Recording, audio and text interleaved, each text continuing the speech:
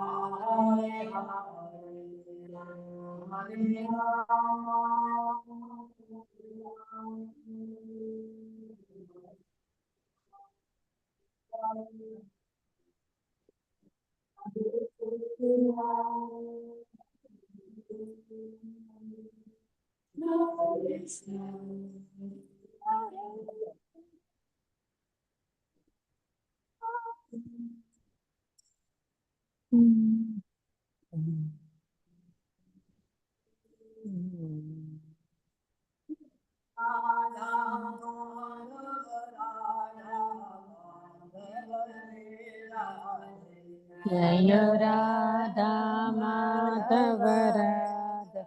Thank you, Mataji.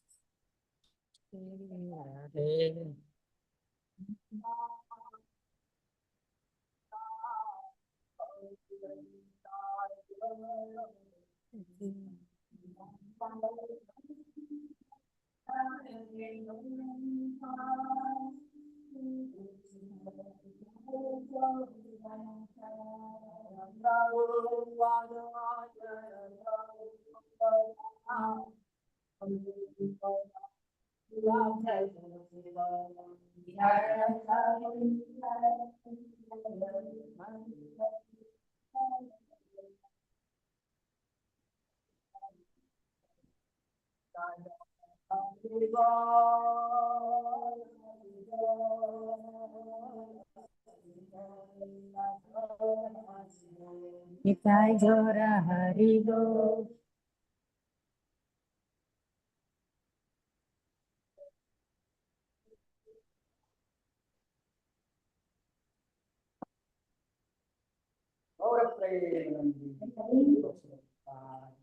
Jai. Thank you so much, Prabhu. Hare Krishna.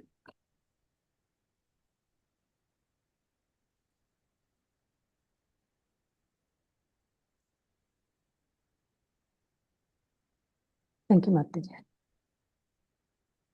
Hare Krishna, dear devotees. Welcome to the Śrīmad-Bhāgavatam class, devotees online and devotees on the temple. Thank you so much for joining today. So today we are going to recite Śrīmad-Bhāgavatam, Canto 5, Chapter 3, text number 19, 5-3-19. I think it's the wrong verse written, Prabhu, on the board. 19 today. Yeah, that's okay, Prabhu. Hare Krishna Mataji, Dandavat Pranams. 5-3-19. Sacimata ji, Hare Krishna. Mataji, yesterday Prabhuji covered 17, although I had covered it a day before. So I would request you to do 18 and 19 both, because both are small and they are linked together. Okay. No problem. That's fine, Mata. Thank you. The chapter is Thank you, going to finish Mataji. also, Mata. Yes, Mata. So we're going to do 18 and 19 both. Because in the roster it says 19 for me. Yes, Mataji. Om Namo Bhagavate Bhagavate Vasudevaya. Om Namo Bhagavate Vasudevaya. Om Namo Bhagavate Vasudevaya. Om Namo Bhagavate Vasudevaya. Om Namo Bhagavate Vasudevaya. Om Namo Bhagavate Vasudevaya. Narayanam Namaskrityam Narayanam Namaskrityam Naram Chaiva Narottamam Naram Chaiva Narottamam Devim Saraswatim Vyasam Devim Saraswatim Vyasam Tato Jayamudhirayet Tato Jayam Udhirayet Nashtaprayeshu Abhadreshu Nashtaprayeshu Bhadreshu Nityam Bhagavata Sevaya Bhagavata Sevaya Bhagavate Uttama Sloke Bhagavati Uttama Shloke Bhaktir Bhavati Naishtaki Bhaktir Bhavati Bhagavati Naishtaki Krishnaya Vasudevaya Krishnaya Devaki Vasudevaya Nandana Devaki नन्दनाय च नन्दगोपाकुमाराय नन्दगोपकुमाराय गोविन्दाय नमो नमः। गोविन्दाय नमो नमः नमः। पङ्कजनाभाय नमः नमः पङ्कजनाभाय पङ्कजमालिने नमः पङ्कजमालिने पङ्कजनेत्राय नमो पङ्कजनेत्राय नमस्ते पङ्कजाग्रहे नमस्ते नमो पङ्कजाग्रये किञ्चनवृत्ताय नमो किञ्चन वृत्ताय निवृत्तागुणवृत्तये निवृत्ता गुणवित्तये आत्मा रामाय शान्ताय आत्मा रामाय शान्ताय कैवल्यापतये नमः। कैवल्यपतये नमः। Thank you, devotees. Let's recite Śrīmad-Bhāgavatam, Canto 5, Chapter 3, text number 18. Tatagni driye तत Tatagni-driye अग्निप्रिये Nisa kalaya vatasriyami अंशुकलया अवतरिष्यामि sasriyami atmatulyam आत्मतुल्यम् anupalabmanaha. अनुपलभमानः। I just read the translation, and in text number 19 we can do elaboration. The translation says, since I cannot find anyone equal to me, I shall personally expand myself into a plenary portion and thus advent myself in the womb of Meru Devi, the wife of Maharaj Nabi, the son of Agnidhara. Purport. This is an example of the omnipotence of the Supreme Personality of Godhead. Although he is one without a second, he expands himself by Swamsha, his personal expansion, and sometimes by Vibhinnamsha, or his separated expansion. Lord Vishnu herein agrees to send his personal expansion as the son of Meru Devi, the wife of Maharaj Nabi, who is the son of Agnidhara. The Ritvija, the priests knew that God is one, yet they prayed for the Supreme Lord to become the son of Maharaj Nabi, to let the world know that the absolute truth, the Supreme Personality of Godhead, is one without a second. When he incarnates, he expands himself in different potencies. Text 19. Sri Sukha Uvacha श्रीशुक उवाच इति निशामयन्त्या मेरुदेव्यः इति निशामयन्त्या यन्त्या मेरुदेव्या मेरुदेव्या पतिम् अभिदायान्तराधदे भगवान् पतिम् अभिदायान्तराधदे अभिधायान्तर्धे भगवान् भगवान् इति निशमयन्त्या मेरुदेव्या इति निशामयन्त्या मेरुदेव्या पतिम् अभिदयान्तराधदे भगवान् पतिम् अभिधायान्तर्धदे भगवान् इति निशामयन्त्या मेरुदेव्या इति निशामयन्त्या मेरुदेव्या पतिम् अभिदयान्तर्दधे भगवान् पतिम् अभिधायान्तर्धे भगवान् इति निशामयन्तः मेरुदेव्याः इति इति निशामयन्त्या निशामयन्त्या मेरुदेवा मेरुदेव्या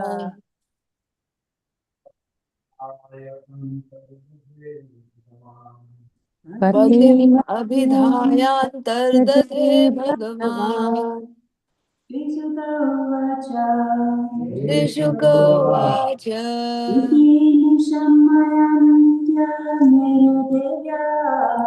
इति शामयन्त्या मेरुदेव्या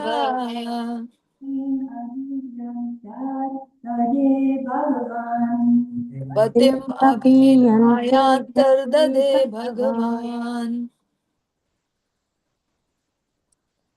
Shri Shuka Uvacha Shri Shuka Uvacha Iti Nishamayanta Merudevya Iti Nishamayantaya Meru Devaya Deva Patim abhidhayantardade Bhagavan. Patim Patim abhyantardade Mahayantade Bhagavan. Bhagavan Iti Nishamayantaya Meru Devaya Iti nishamyan Nishamayantya Merudeva Merudevya Pati Abhidayantardade Bhagavan Patim abhidhayantardade Bhagavan.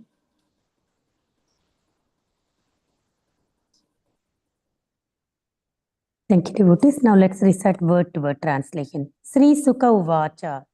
Sri Shuka Uvacha.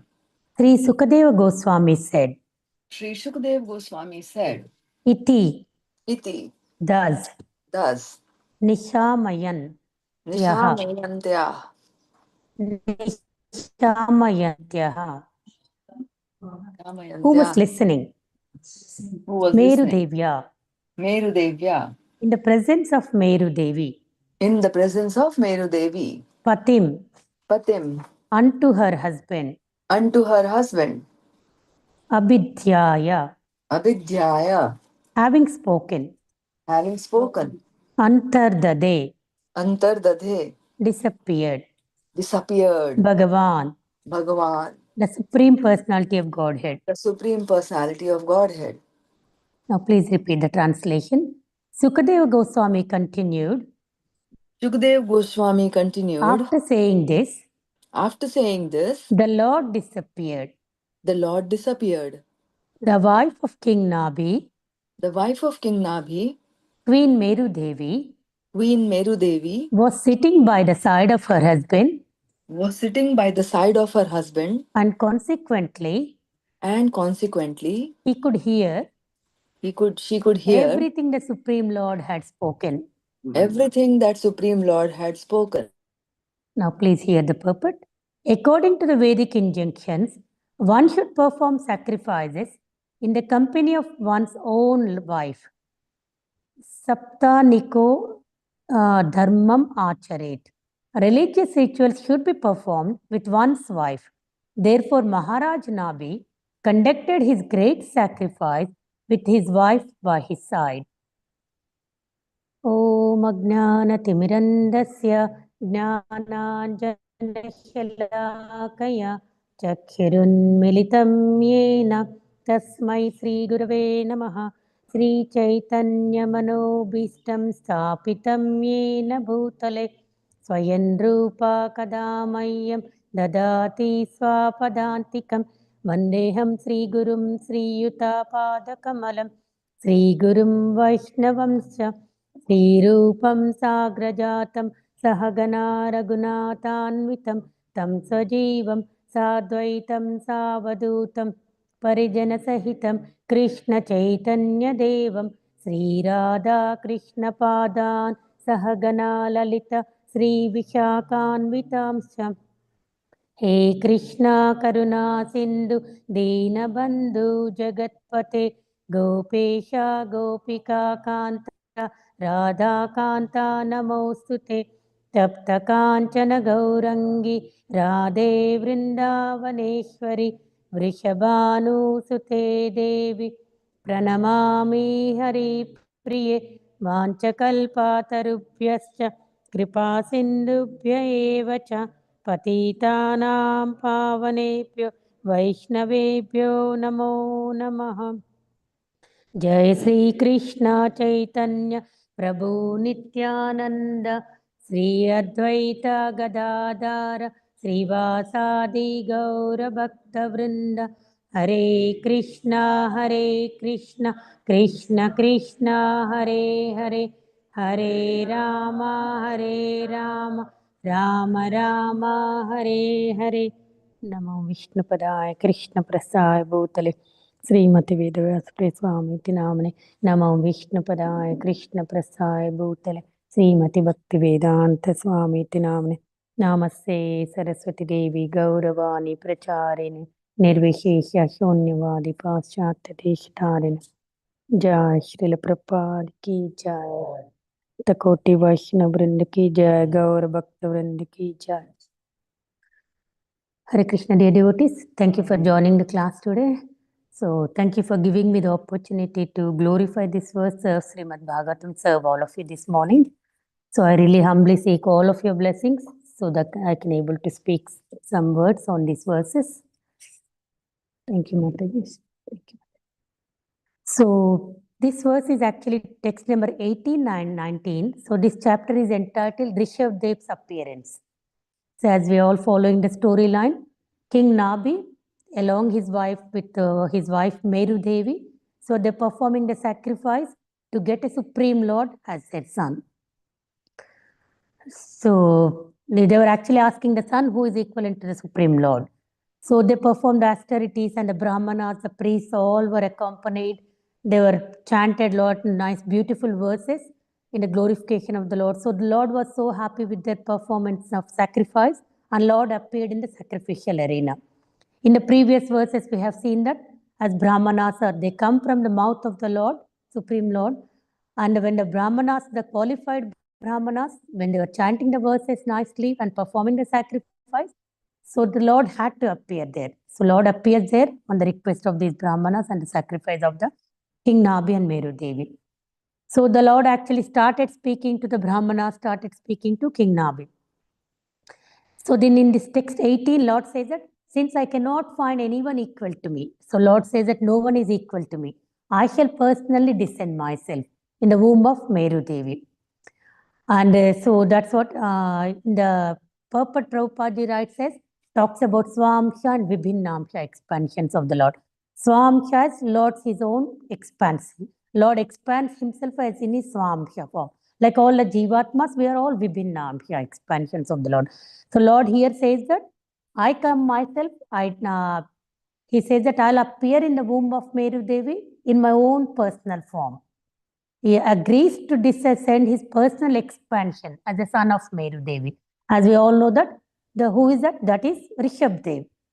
Rishabdev actually later on we see in the verses, Rishabdev, he gets 100 sons, who are led by Bharat Maharaj, and later on Bharat Maharaj, who rules the whole world, universe. So that's how we get as Bharat Varsha also comes from Bharat Maharaj. So here Lord expands himself as Swamsha, his own personal expansion, and becomes as a son of Meru Devi, Rishabdev. So we can talk some of the verses because Lord is reciprocating with the devotion of these pure devotees, as King Nabi, Meru Devi, and the priest. So as in Srimad-Bhāgavad also is said, Ye yatamam prapatyante tam tataiva bhajamyaham. So whatever the way we serve the Lord reciprocates. Here the Lord is King Nabi and Meru Devi. They do not have any personal sense gratification or anything. They want to get a son who will be empowered by the Lord to rule the kingdom. So it's for the good of all, the welfare of everyone. So that was their request. So my father always says that when our desire is good, when you have a good intention to, before asking for something to the Lord definitely listens to those prayers. It's not for any selfish motives. You're asking for the whole world. Here, when their desire is good, so Lord reciprocates their devotion and agrees to appear himself as their son. So in the text 19, he says that, this text 19 actually, when I was preparing for this verse yesterday, I was thinking, oh my God, actually not much really in this verse, in this text. It says that after Sukadeva Goswami continued, after saying this, the Lord disappeared.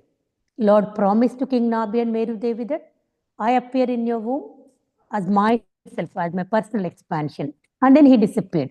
So the wife of King Nabi, Queen Meru Devi, was sitting by the side of her husband. And consequently, she could hear everything the Supreme Lord had spoken. So this is what the translation of text 19 is. So Queen Meru Devi, she was sitting beside her husband, King Nabi, And he was participating in all this sacrifice, and he was preparing, helping King Nabi to do all these things. And then he could hear everything Lord was speaking. So when I was actually reading this verse, I was actually thinking that the important points for us to cover is, Prabhupada ji actually in the purport also writes about the Vedic injunction that one should perform sacrifice by having his own wife next to him.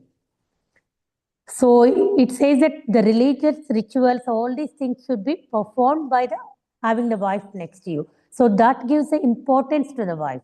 Wife is not only for sense gratification. Wife is the one. That's why in Mahabharata also wife is said as Sahadharmacharini. Sahadharmacharini.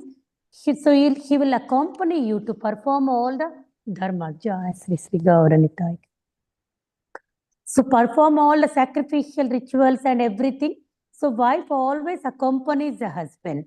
So it says the importance of having the wife next to you. It's not, and also giving importance to the wife also. Wife is not only meant for sense gratification. Wife is there to help you to advance, progress spiritually. Both of you together progress spiritually. So that is the importance of Grihastha life. So as we also see that Lord Ramachandra, when he wanted to do the yajna, after his wife Sita Devi goes to the forest, when she was pregnant, he goes to the forest. Lord Ramachandra needs to perform the yajna. Then all the priests say that, okay, you should get married again. And Lord Ramachandra says that, no, I'm Eka Patni Vrata. I'm not going to get married again.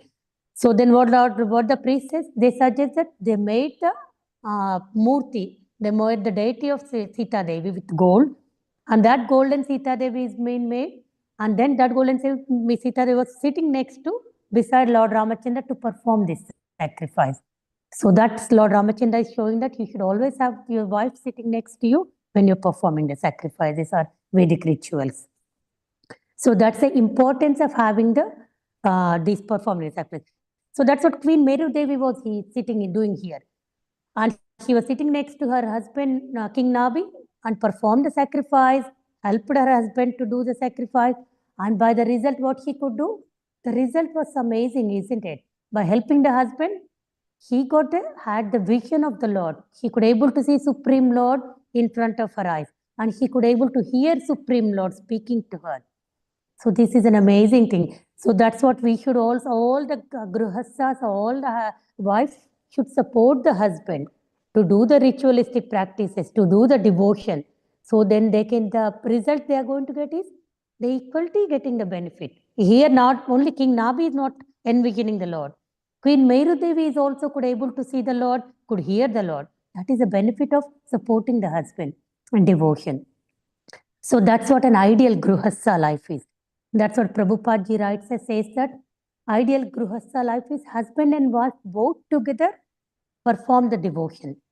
So that is the Panchama Purushartha. Not only Dharma, Artha, Kama, Moksha, the Panchama Purushartha is doing the bhakti.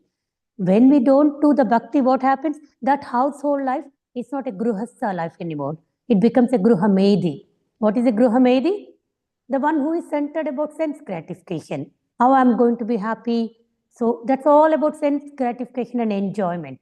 And grihastha life, husband and wife both together, they do the devotion together, serve all the other three orders of the society. What are the three orders? Brahmacharya, Grihastha, Vanaprastha and Sannyasa. In out of these four orders of life, Grihastha order is the one who are supposed to serve a Brahmachari, Vanaprastha and Sannyasa. So that is the Grihastha duties to support all this. So once someone asked Srila Prabhupada, as a Grihastha, what are we supposed to do? How much sense gratification we should have, what we should do. Then Srila Prabhupada was give the instruction to them that you go in your balcony every day after cooking, you go in your balcony and ask, say 3 times, is anyone hungry? Is anyone hungry? Is anyone hungry? Say loudly. If anyone who is going on the street says that they're hungry, please welcome them to your house, make them sit them comfortably and feed them nicely. After you feed that person, then you are going to eat yourself.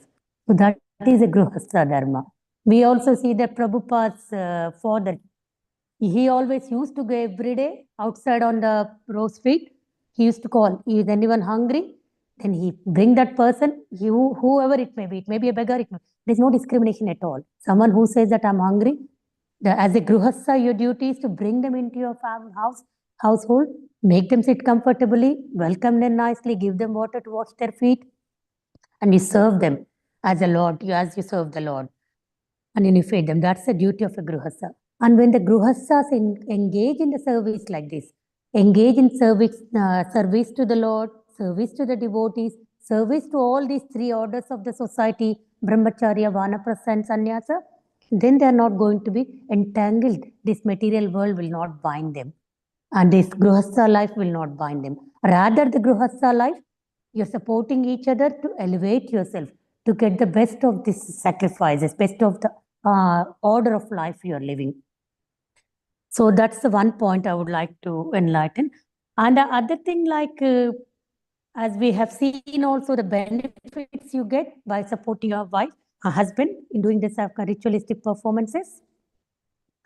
So we are going to also look at some of the verses from Manu Samhita also, which says that what is the importance of a wife.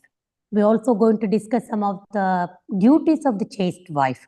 The chaste wives, as we say that, there are five Pativrata Sris we talk about, like Ahalya, Queen Kunti, and we also say Tara, Mandodari, and who else we're missing? Draupadi.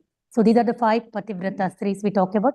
So we're also going to discuss today in our class what is a dharma, what is a Sri dharma, what is a dharma a woman should do to support the husband in doing the ritualistic performances.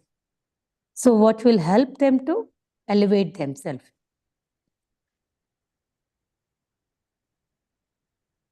So I would like to say one of the verses from Manu Samhita. It's Manu Samhita 9.26. It talks about the women, how a woman should be. It says that Prajanartam Mahabhaga Pujarha Grihadityaha Striyasya Geheshu na Visheshosti Kaschana.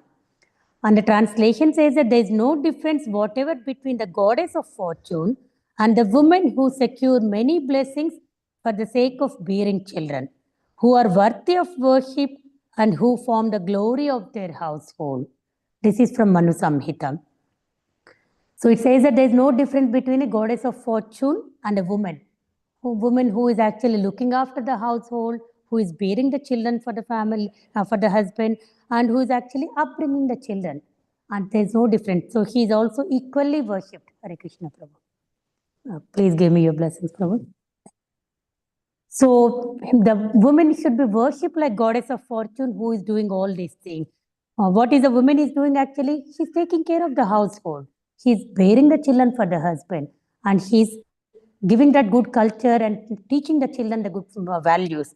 So this woman should be actually respected like goddess of fortune. So this verse is spoken by Manu Samhita 9.26. And also there's also another verse which Rishabdev talks about how the household life is. Household life is Gruhastha life is not for sense gratification. This verse is a famous verse, comes in Śrīmad-Bhāgavatam, 5th canto 5.5.1, Rishabdev's teachings. Says that Nayam deho deha bhajam nraloke kashtan kaman arhate vidu bhujamye tapo divyam putra kayena sattvam suddhet yasmad brahma saukyam tva anantam. So what is Rishabdev saying? That the household life, you wanted to get the best of the household life, what you should be doing? Not having the sense gratification like the dogs and hawks will have. So one should engage in penance and austerity to attain the divine position of devotional service. By such activity, one's heart is purified, and when one attains this position, he attains eternal blissful life, which is transcendental to material happiness, which continues forever. So that is a Rishabdev's teaching when he was teaching his sons. So that not engaged in the household life. So we are talking about the Gruhastha life. Gruhastha life is not for sense gratification. So we should engage in that Panchama Purushartha, to do the bhakti so that we can elevate ourselves. And how husband and wife should do it together. So that is the importance of we are talking in this verse. And also it says that whatever the order of life, wherever you are in, whether you are a brahmachari, vanaprastha, sannyasi, gruhastha, whatever the order you are in, your particularly the word life is meant for doing the service to the Supreme Lord. And the gruhastha life is meant for the worship of Lord Vishnu, to perform all the duties while offering the results to the Lord. So this is Śrīmad-Bhāgavatam 7.14.2. It says that Narada Muni says here that, my dear king, those who stay at home as householders, because this chapter is actually talks about the entire ideal family life, how an ideal family life should be. It is from 7th canto, 14th chapter, how an ideal household life should be. Narada Muni says that, my dear king, those who stay at home as householders must act to earn their livelihood. We should definitely all work to get some livelihoods, to get some money. And instead of trying to enjoy the results of their work themselves, they should offer these results to Krishna. That is our goal to do. Not only engaging ourselves in you're doing your duties to get a household life, to get your livelihood, but engage whatever you're getting out of that, offer to the Lord. Lord Vasudeva, Krishna Vasudeva. How to satisfy Vasudeva in this life can be perfectly understood through the association of great devotees of the Lord. It's a beautiful verse. It's actually talking about what a Gruhastha should do and how we can do this. Because when the scripture says that you should engage, offer the results to the Supreme Lord Krishna, we don't know how to do that. That we can learn by associating with the devotees. Because the devotees has actually perfected this. They know how to engage, even being in the household life, how they can not be bound by the household life, by the Gruhastha life. This we can learn. So it's actually one of these thing I heard long time ago. I was thinking. So it says that this is kind of in a joke though. So what happens is, once a son and father, they were actually going together for a morning walk. Then sons, after going for some walk, and then son says to the father that, Dad, I'm thinking that I should get married now. Then father actually really gets angry. Father says that, oh my God, how can you say this to me? You cannot say this to me, like this is. Then father says, son says, look, I haven't done anything. I didn't bring any girlfriend, or I did not marry someone without telling you, without taking your permission. I just want to get married. Then father says that, father was so furious, very angry. He says that, no, you cannot even talk to me like that. You first apologize to me. And then son says that, I have not done anything mistake, anything wrong. I don't know all those things. You have to, whatever you said, that's not right. You have to apologize to me now. Then son saying that, okay, maybe he's elder to me. That's fine. I just apologize to my father. He says that, oh, I'm really sorry, Dad. If I hurt you in any way, if you think that it's not appropriate, whatever it is, I'm so sorry for that. Then father says that, now you're perfectly fit to get married. Because without knowing your mistake, without knowing anything, you're happy to apologize. So you get married now, you will not have any problems. Because that teaches actually it's just being an adjustment. Sometimes wife can be upset with you, sometimes husband can be upset with you. So you don't know actually what's the reason they're upset with you. But that's okay. It's not about winning. It's all about keeping that relationship high. So you're valuing more value to the relationship more than your self-center or ego. So don't worry that if the father said this is just in a joke though, but definitely I thought that something there for everything from the earth to learn. Because this father said that, okay, now you're fit to marry. Your household life will be happy now. So I thought that I just bring. So that's what the little joke, but for us, definitely for us, something to learn. That's what these acharyas also say, that one of these gurus is he said that as you wake up in the morning, every morning, my wife can pay respects to pay dandat pranams to husband. So he knows, and same that husband also can, because we're treating each other as a Vaishnava. Not that, okay, I'm higher than you, you're lower than me, you're subordinated to me. But you're treating each other as a Vaishnava, then that household life will be happy. They'll not have any fights or any problems among each other. So here we're talking about the Gruhastha life. So what is the household life is actually, and Bhagavad Gita also 18.46, it talks about the Gruhastha life is actually not meant for sense gratification, it should be centered about on Krishna. Bring Krishna to the center of your life, then that Grihastha life will be happy. So you'll not having the fights or problems among each other. So, and also Śrīmad-Bhāgavatam 7th canto, the 11th chapter, because we looked at the 10th chapter, which talks about the ideal household life.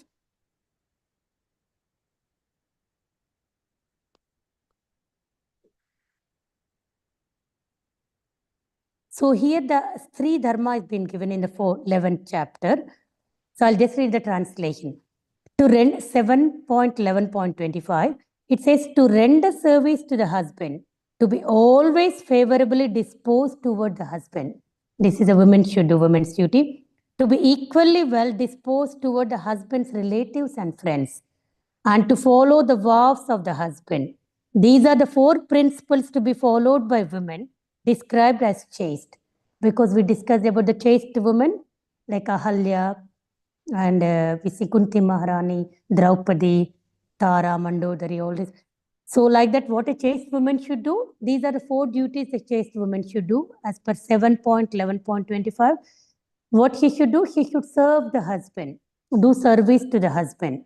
Because that husband is actually, when the husband is engaged in all the household duties, husband is going out to the work, husband is doing the performing the ritualistic ceremonies, as just like King Nabi is doing here.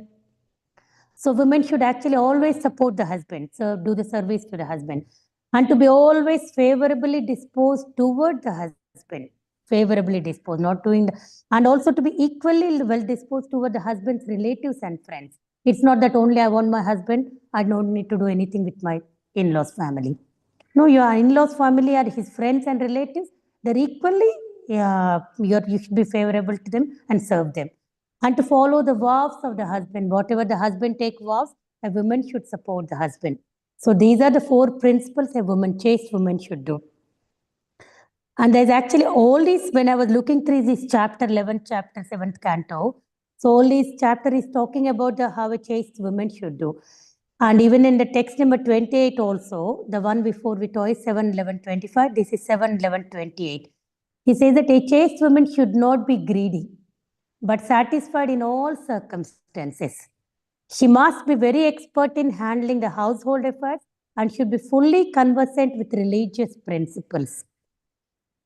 So, because it's not, why she should not be greedy? Because she knows that Krishna is the supreme enjoyer, supreme proprietor. And she's serving her husband to serve the Lord. By doing this, she comes to that stage that this household is not left. Because what happens is when you're not having Krishna in the center of your family, and when you're not, a Grihastha is not serving Brahmachari, Vanaprastha and Sannyasi, what happens then? You're engaged in your sense gratification. When you're engaged in sense gratification, all these faults will come up, all the anarthas will come upon us. But when you're engaged in doing the service to the, helping the husband, doing the service to the Lord, and serving all these three other ashramas, then you will not be greedy, because your senses are engaged. He must be very expert in her. So for ourselves, like just for yesterday was Ekadashi. When you're engaged in devotional service to the Lord, chanting or reading or doing some service in a temple, then you feel not hungry, you don't feel hungry. Or otherwise in the Nirjala Ekadashi, you're not doing anything, sitting at home idle. Can you stay fast without that doing anything? You really wanted to eat something, drink something, isn't it? But when you're doing this service to the Lord, when you're chanting constantly also, you don't feel hungry or thirsty.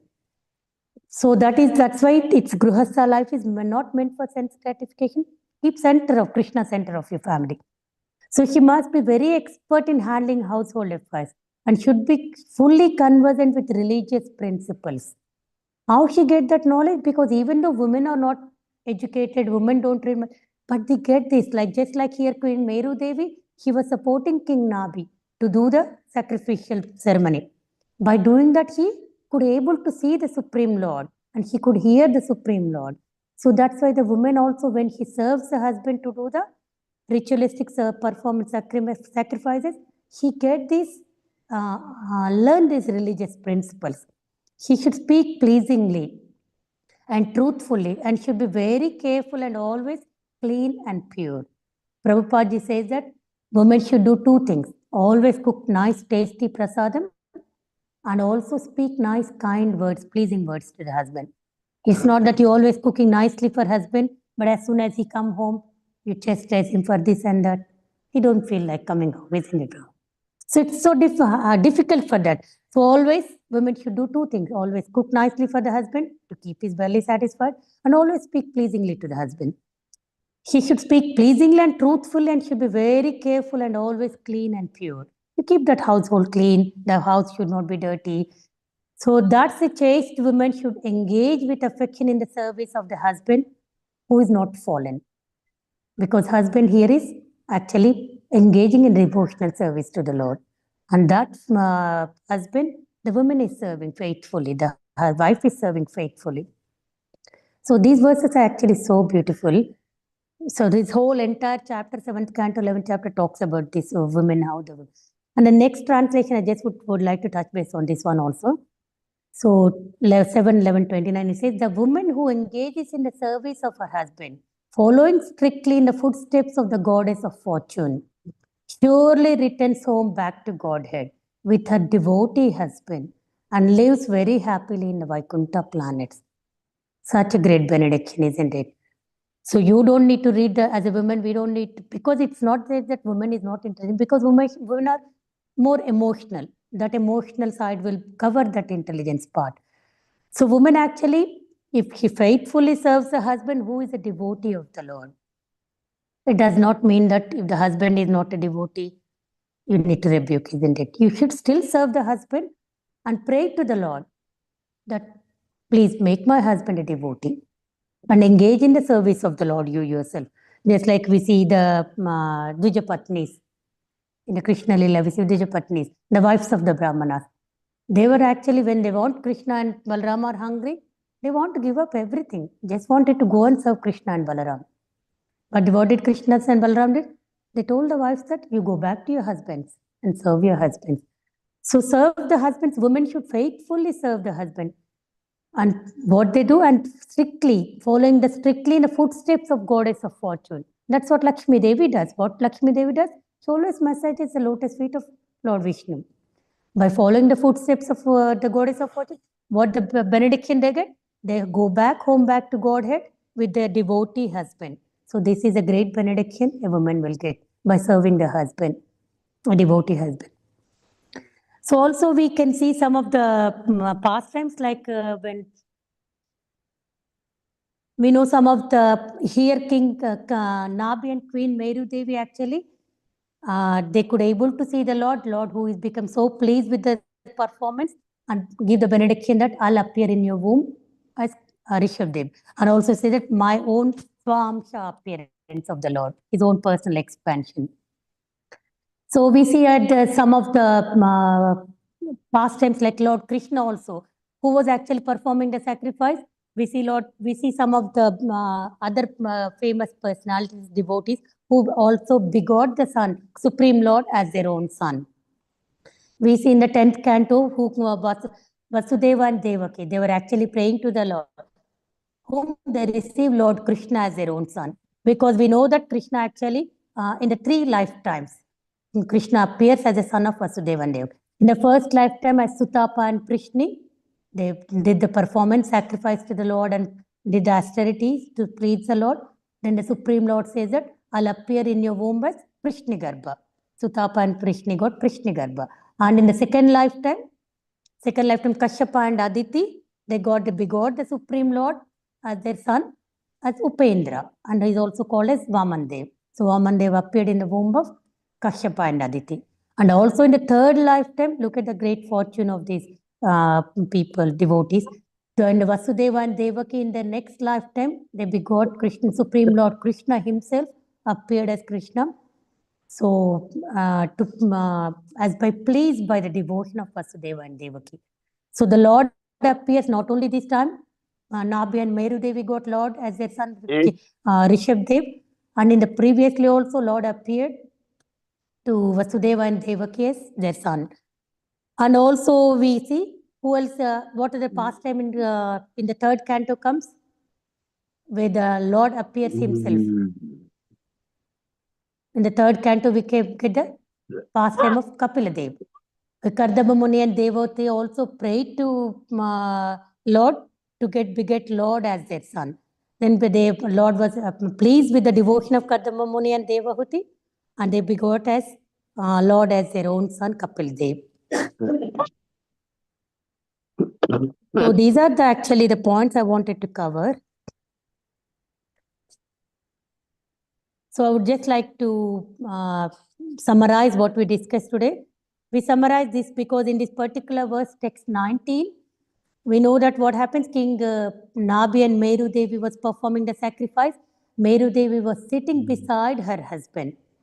I was actually a little confused here because when I was, it says that the wife of King Nabi, Queen Meru Devi, was sitting by the side of her husband, and consequently she could hear everything the Supreme Lord had spoken. I was actually thinking, sitting beside the husband. Normally in Andhra, in Telugu, we normally do is wife sits left-hand side of the husband. But as we see, some of the places, wife actually sits on the right-hand side of the husband. And we see the Lord, when we look at the Lord, actually, Lord, what happens is Lord Narasimha Devi is there. And Lakshmi Devi is sitting on the left-hand side of the Lord Narasimha Devi. So we see Lord Krishna and Radharani is there. Radharani is the left-hand side of Krishna. So I was actually a little confused. Maybe Shyamananda Prabhu can clear my doubt. So I was actually thinking, is it good to say, is it actually recommended for the wife to sit on the right side of the husband or the left side of the husband? What do you think, Prabhu? Should be always left hand side, because left hand side is Vama. So Vama means the soft side of the male. So just like a female counterpart of Krishna is Srimati Radharani. That's why Srimati Radharani is always left to Krishna. But when Lord manifested in terms of his two energies, Bhudevi and Sridevi, Sridevi will always be on the left hand side and Bhudevi will always be on the right hand side. So that means Krishna's energy can be both the right hand and the left hand. But when all the energies represented as Srimati Radharani, she should always be on the left hand side.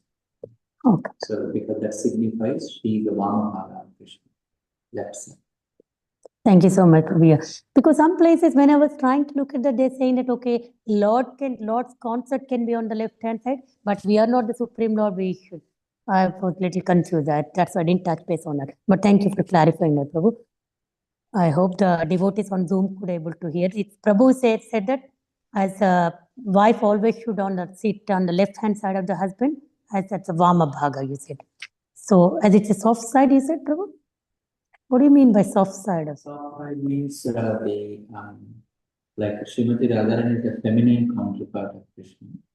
So husband's kindness and soft side should be represented as well.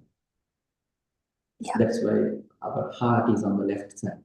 Okay. So the heart of the husband is actually the wife. Oh, okay. Wow, that's nice. That's very yeah. So we make the women sit left hand. Yeah. Oh, thank you so much. That's a nice point, actually. Husband's heart is on the left hand side. So very nice point, Prabhu. Yeah. Definitely. So women should actually sit on the left hand. So here Queen Meru Devi is actually supporting her husband, King Nabi. So by that, she could able to see the Lord Supreme Lord and hear the Supreme Lord. That's a benediction here. So we discussed on the Gruhasala of what is the ideal household life. And ideal household life, we should always have Krishna in the center. Do your household duties. By doing that, the household life will not bind you. By doing that, the household life, actually, you get the best of the order of life you're living. And both and husband and it's also, you're giving the, by making your wife sitting next to you, performing the ritualistic activity, you're giving importance to your wife. King Nabi here is giving importance to Meru Devi, because wife is not only for sense gratification, wife is there to support you to do your ritualistic activities, ritualistic performances, sacrifices. So wife and husband both together do the devotion and they'll elevate themselves. So this is what we discussed in this verse. Anyone would like to add anything to the verse today is spoken? Ranganath Prabhu, would like to add anything, Prabhu? Very nice. Thank you so much.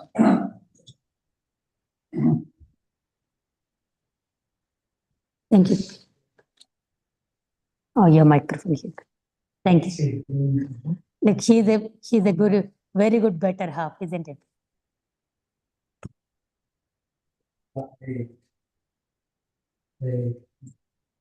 But it's not turned on. Yes, you mentioned that husbands should be always conscious of the importance of wife in the Grihastha life. Actually, the very word Grihastha signifies the central role of wife. Grihastha means Grihari Aste Grihastha. So, wife is the whole. Whole Grihastha life centers around. Right.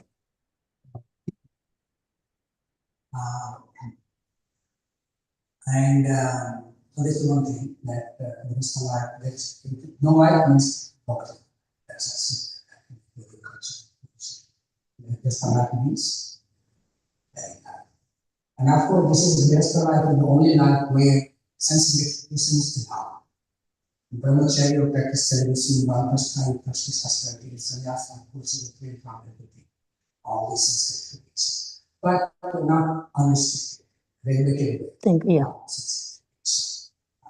And that too, done in such a way that supports you the spiritual progress and happiness by having our Krishna at the center, that's the Krishna consciousness. Unfortunately, this knowledge of what is the duty of wife or the duty of husband is not so readily available in today's modern society. And actually, my neighbor only yesterday was talking to me about it because the rest of the person was saying, unfortunately, 50% of marriages are ending in divorce. He was going to spend his weekend with one of his friends who had recently been divorced. And he was commenting that only if husbands can be more tolerant and dealing with their wives, then this 50% will not be there. So, yes, greater intelligence or higher spiritual understanding of husband also means greater tolerance and greater understanding. And in today's society, we see divorce is there primarily because we don't value the importance of marriage and we don't understand our duty towards each other. Without adjustment, there is no question that we won't marry life. So my ups and downs are there. But when our goal is to serve Krishna, and when both husband and wife have that common goal, shared goal, then everything else becomes not so important because we strive towards serving Krishna, towards Yes, Prabhu. common goal. And then there is supporting consciousnesses. So much is given in our scripture about Krishna. So much is going actually these days. Even in the devotee community, we see a lot of difficulties because we end up being self-centered, our own happiness, and that means we forget Krishna being in the center. So, yes, Grihastha life is equal part of ashrama, but it's the most possible part of ashrama also. You have dealing with wife, with children, and everything. So great tolerance and understanding required. Without that, actually, also just before we came, we outside here, giving us few tips. Last some question to you. So it will be I'm scared of these questions, bro. Yeah. Thank you so much. Bro. Thank you. Hare Krishna. Hare Krishna. Observation or well, it's an observation is the Śrīmad-Bhāgavatam talks about the chaste wife, but does not talk about the chaste husband. So just looking at the Canto 7, chapter 11, text 28, it also refers in there is that a chaste wife not associate with a fallen husband. A fallen husband is one who is addicted to the four principles of sexual activities, namely sex, eating, gambling, and intoxication. So those are, I believe, those are the four requirements for a chaste husband. So if Matajis are listening and thinking, hang on, why is this always for men? There is in there for What are the The four regulative principles. I think there might be definitely some for chaste husband too. Shamananda Prabhu can maybe add. chaste husband? Because husband, Husband chastity, if husband is chaste to Krishna, he will be chaste to his wife. Then husband chaste to his wife.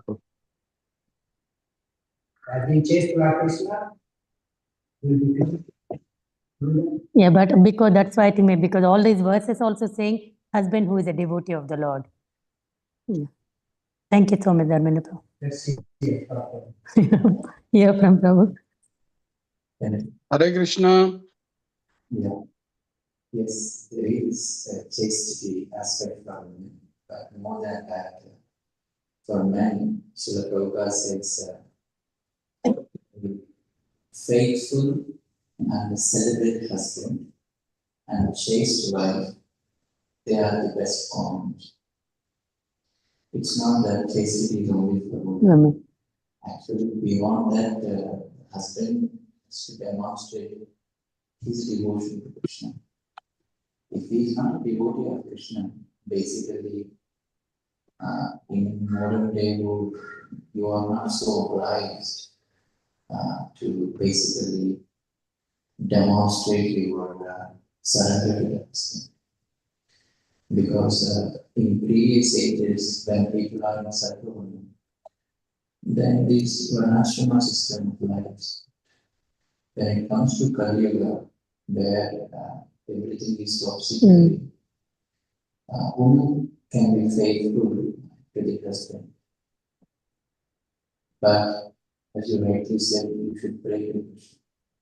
But if husband is not very cooperative and if he is breaking all the principles and everything, then the question is, does the man have to serve husband in this?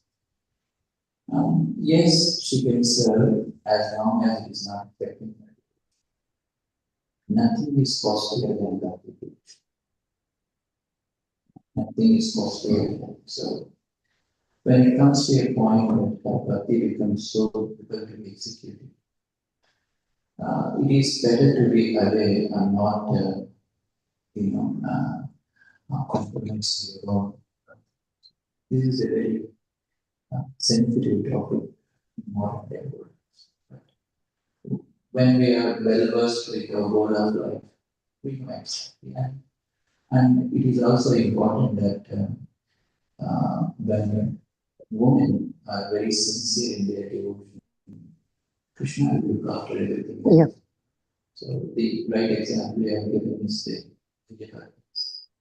Actually, Krishna did not send the devotees back to their homes to serve their husbands. No. For husbands to serve his devotees, Krishna sent them back. Yeah, but they went back home. He ordered them They went back home. not to serve the husbands, but let their husbands serve them. Does it happen that way, Prabhu? After that, the husbands develop a lot of respect for their wives. And their husbands started learning bhakti about Krishna from these wives. And then they became very faithful. And the other reason, that is one external reason. But internal reason why Krishna sent his devotees back to their own homes is they are not ready yet to associate with Krishna and Vrindavan because they never experienced this with Prahlada. And Krishna was very kind to them that he sent all of them back so that their feeling of separation from Krishna will be experienced to the topmost degree. And I heard from one Acharya that individual critical things will take birth as devotees after their Leaving current them. life to engage in Krishna's pastimes. Yeah, that's nice to get that Vipralamba Bhava. Yeah. They were only thinking of Krishna, not having seen. That is, they were still experiencing Viraha. But once you see Krishna and have some conversation, that is impossible. Yeah. Just like Narad Muni in the previous days.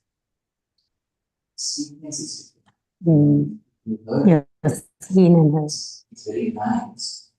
Okay, you may want to eat that, Yeah. but once you really taste that, then your separation from that increases very Very.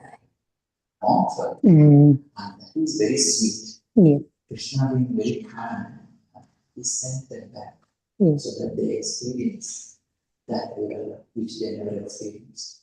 Oh, No. that's very nice, Prabhu. Yeah. Thank you so much, Mr. Hari. Hare Krishna. Anyone else? Mataji, you want to add anything? Niti Mataji, you want to add anything? Jamuna Mataji, anything? Devotees on Zoom, anyone would like to add anything? Hare Hare Krishna. Sacimata. Oh, you go ahead, Prabhu. Whosoever wants to talk, I will be second. My questions are very practical, Mataji. Yeah, the better half. She is the better half. My You are Prabhu. given first chance. Prashadam is ready, Mataji's. Prabhuji's Prashadam is very sumptuous. Prashadam is ready. Please, without taking Prashadam, please don't go. Thanks for that. Thanks for the class. I can understand you're talking about the spirituality aspect, wife and husband relationships. That's good. What? Now, how should we understand the duties of a wife in today's society? Like where both wife and husbands often work and share responsibilities. In that case, what Prabhupada instructions in this aspect? I'll just kind of put that to Ramananda Prabhu will answer. I'm asking the speaker. A man cannot answer. You. Yeah. And Krishna wants us. Its duty is always to engage with the We can't hear Shamanand Prabhu. We can't hear you. You are very soft. Guru is more important than your Good religious. point. This is important. It's too much echo. You need to see who connects you more with To your Krishna. real husband. Technically and scientifically, Guru is the one who guides, connects you to Krishna. So when it comes to fulfilling the desires of people, woman has to be more, wife has to be. It's the same for Husband. men. So the general principle is work together for pleasing Krishna. And who takes the precedence means it's not about the desires of the husband and the job of the husband. It is about the job of Krishna. And who gives you the job of Krishna? The Guru gives the job of Krishna. So for a married couple, if they are initiated, then Guru's order prevails. So both need to demonstrate their allegiance to spiritual master. Very nicely answered, Prabhu. Otherwise, taking these words to their advantage, already men are very exploited by their nature, by their physiological, psychological. So unless we reach the Prabhupada's purpose in a comprehensive way, it is very difficult to understand. Yep.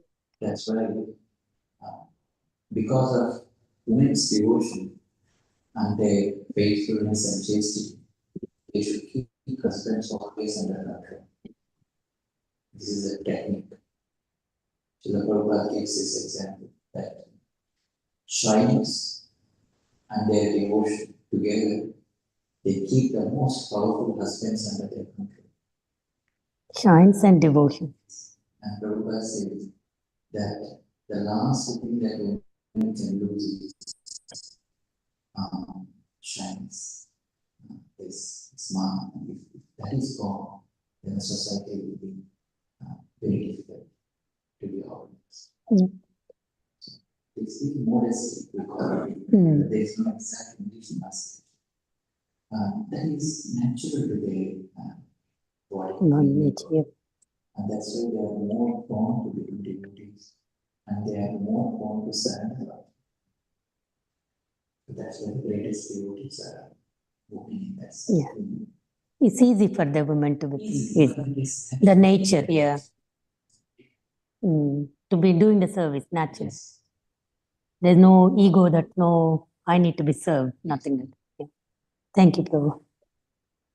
Anything else, Gauranga Karna, Prabhu? I think that's for today. That's fine. Like we have anything to say. Is happy with you. Hare Krishna, Sacimata. Hare Krishna. Hare Thank Krishna. you very much for such a wonderful class. I just have, some comment which we were just discussing. I couldn't hear very clearly what Shamanand Prabhu and others said. I think there is an echo when you use the microphone. And I was just thinking that during the time of Srila Prabhupada, Prabhupada gave the equal opportunities and to women in his movement. And we remember one time when Jamna Mataji was always used to sit in front row, and Srila Prabhupada when he was giving lectures. And then she was actually told by some devotees, and they actually pointed out that why she's like a woman and why she's sitting in front. And so she started sitting in the back, and Prabhupada noticed that. And then he asked later on, not in front of everybody, he said, why don't you sit and listen to my class? You don't want to listen to my class anymore? So the Prabhupada noticed that, and that sort of things is still existing, because though women are great devotees, they are doing all the services and everything. But we have seen that there is always sort of discrimination. In my own experience, I have seen when I was in Sydney and I had a group of women, we used to read Bhagavad Gita together. And there were women like, very educated, doctors and, teachers and qualified. And when they used to read some verse where there is said that women and Shudras, like they were supported lower birth, and they were very much offended. So I actually told them, when we are reading these verses, we are not actually talking about the women who are just women in the society. When we are talking about that, just ordinary women. But when we are talking, we are devotees. So we are not compared to that sort of thing. So that was my answer. I don't know whether it was right or not, but they accepted it.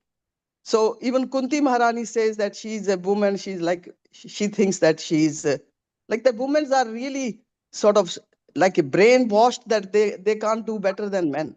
So this is the modern, like I'm not a young woman, I'm a old, but I think that sort of concept within men is always there, and they give some reasons that it is in the Shastras and all that they give all this. But I think it's not very good way. We should treat them as devotees, not as a body. We always say we are not a body, we are a spirit soul. So we should really treat them not as a physical body, but as devotees. Whether they are women or men, they should be treated like as devotees. That's what my comment is. Thank you very much, Sacimata. I don't want to raise any Thank you so much, Mataji. That's what this purport also here is saying. Because King Nabi actually made his wife sit next to him. He's giving importance to his wife in performing the Vedic rituals. So definitely when the husband and wife do it together, whatever the husband do, the wife will get 50% of that. So he's given in the Vedas, Vedic rituals also, it's always given the importance to the wife. As we have seen Lord Ramachandra also, Sita Devi is deity there. So that's what Shamananda Prabhu was also saying. When we read Prabhupada purport so clearly, then because you don't want to exploit. Actually, when you understand properly the scriptures, then you know that wife is as important. You need to give your, he's called as a better half, and you're doing everything That together is reciprocal. so that you can advance both of it together. Thank you so Yeah, much, that- Mataji. Yeah, that's reciprocal. I just want to add, when I got married and my father, he told both myself and my husband, he said, it's an equal responsibility. So that's the one thing which is very important, equal responsibility. Not just you have to do that and I have done that. Anything goes wrong, that's your equal responsibility. Thank you very much again. Hare Krishna. Thank you, Mataji. Hare Krishna. Thank you so much, devotees. Anyone would like to add anything? Please come for Prashadam. Manchakalpatarubhyascha kripa sindhubhyeva cha patitanam pavanebhyo vaishnavebhyo namo namah.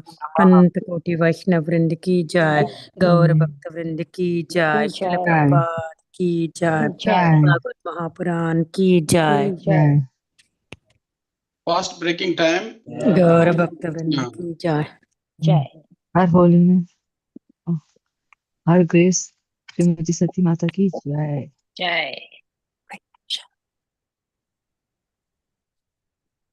Jai Shri Gauranga Ki Jai. Thank you for the darshan.